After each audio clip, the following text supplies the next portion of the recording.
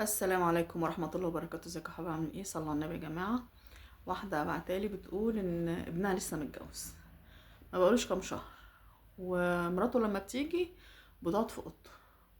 فبتقول انا مش كبيرة، يعني سني مش كبير، وده اول ابن ليا جوزه. فبتقول مرات ابني ما بتقومش من على السرير. بعد ما بتقوم الاقي المناديل حوالين السرير وبين السرير وبين المرتبة وبين المخدة، واللب على الارض، وحتى ما تروقش الاوضه قبل ما تمشي. وانا بعد ما تمشي لازم اهد الدنيا، وهي عارفه انا بحب النظافه، وبس ما بروح عندها صراحه بلاقي شقتها نظيفه. فانا بقول لجوزي اقول لابني، ما انا لو كلمتها هي هتزعل، فانا اقول لابني. راح جوزي قال لي لا، ما تقوليش لابنك عشان ما يعملش مشكله او هي تعمل مشكله وما يجوش خالص. فبتقول له لا، طب هي بتستخسر صحتي ليه؟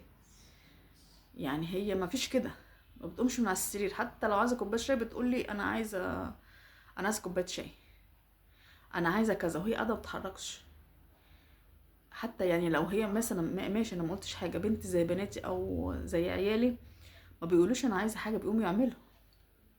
وانا مش منعاها من حاجه، مثلا بقولهاش لا ما حدش يخش مطبخي، لا، براحتها. حتى الاكل ما بتجيبوش واحنا الاطباق ما بتجيبهاش واحنا بناكل، وانا مش عارفه اعمل ايه. وجوزي عمال يقول لي ما تتكلميش مع ابنك، ما تتكلميش مع ابنك. فانا كل ما اروح عندها بتحرك وبقوم وبعمل وبسوي، بس بلاقي شقتها صراحه نظيفه. فجوزي بيقول لي يمكن هي مش متعوده على النظافه. بقول له لا، هي شقتها نظيفه، معنى كده ان هي بتعمل. فبيقول لي يمكن متعوده من بيت اهلها على كده. بس لا، انا عارفه من عشرتي بقالنا سنتين ونص مع بعض، مامتها ست محترمه ونظيفه وكويسه، وهي شقتها نظيفه، لكن عندي ما بتتحركش.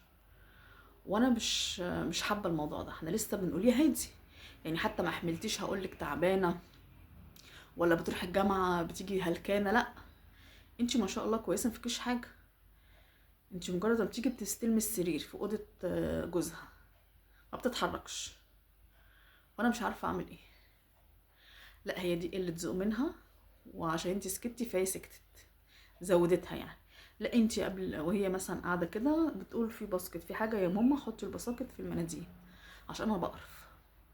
قومي نضفي مثلا الاوضه، غير الملايه، اكنسي الارض، قومي هاتي اكل كده، انتي اللي شغليها.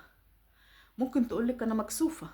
لو انتي قلتي او انتي قلتي له انا ما عملتش، قولي لها. في بنات بتيجي لازم تقولي عشان تعمل.